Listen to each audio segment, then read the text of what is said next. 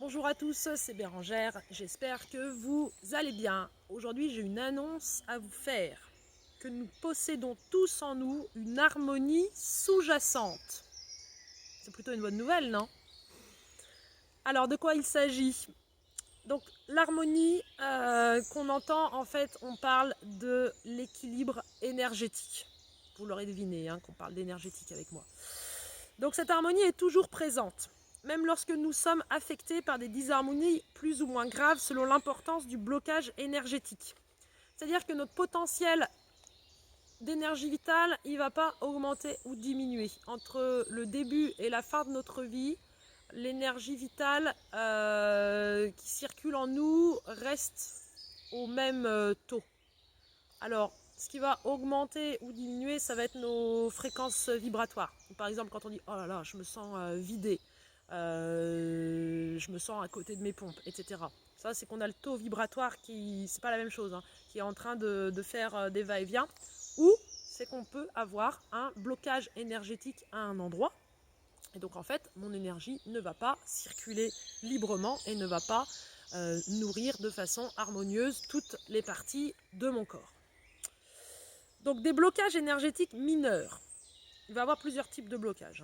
Les blocages énergétiques mineurs donneront lieu à des disharmonies mineures de type indigestion ou rhume. C'est ce qu'on peut appeler également des blocages ponctuels. C'est-à-dire que ça va apparaître dans mon corps parce qu'il y a une fatigue, parce qu'il y a une contrariété, parce qu'il y a eu une émotion forte, etc. Hop, mon corps se disharmonise de façon ponctuelle dans un endroit de mon corps, en fait. Dans un endroit. Et également, on va avoir des disharmonies majeures. Donc ça, c'est plus conséquent, qui vont donner lieu à des cancers ou des scléroses en plaques, par exemple. Ça, c'est quand mon énergie, elle est bloquée depuis longtemps et qu'elle ne circule plus de façon harmonieuse depuis très longtemps, qu'il y a des blocages très anciens.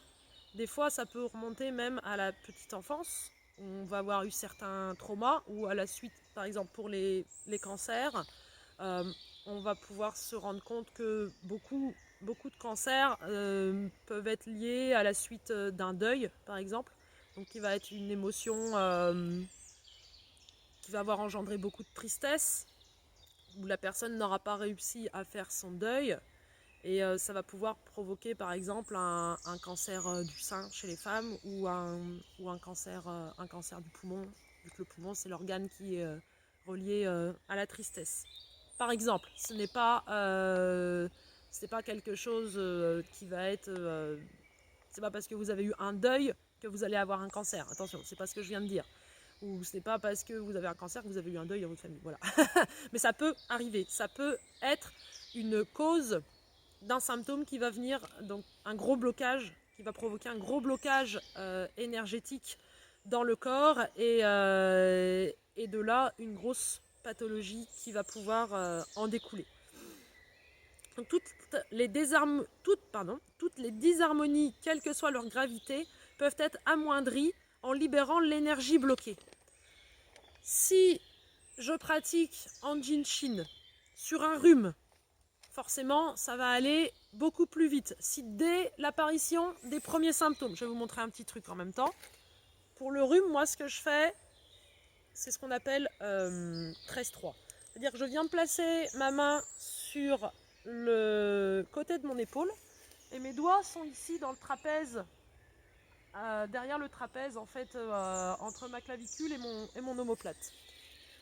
Et mon autre main, va croiser et va venir se poser entre la pointe du sein et la pointe de la clavicule, ici.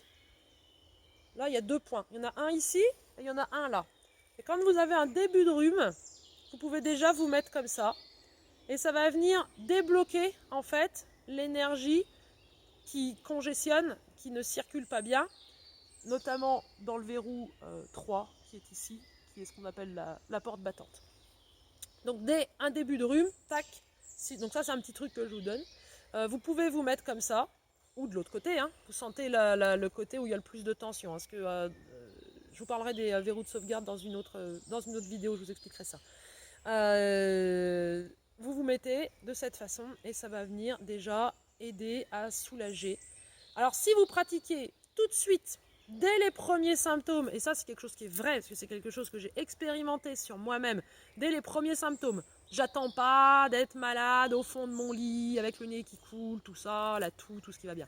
Non, dès les premiers symptômes, l'arrière de la gorge qui commence à gratter, les premiers éternuements, tac, je me mets comme ça, dans mon lit, le soir, et je m'endors, pouf, dans cette position-là. Eh bien, je vous assure que le lendemain, je n'ai plus les symptômes du rhume. Et ça, c'est quelque chose d'extraordinaire. Moi, tous les hivers avant, j'avais un rhume. Maintenant, systématiquement, dès que je suis... Donc ça demande d'être à l'écoute de soi.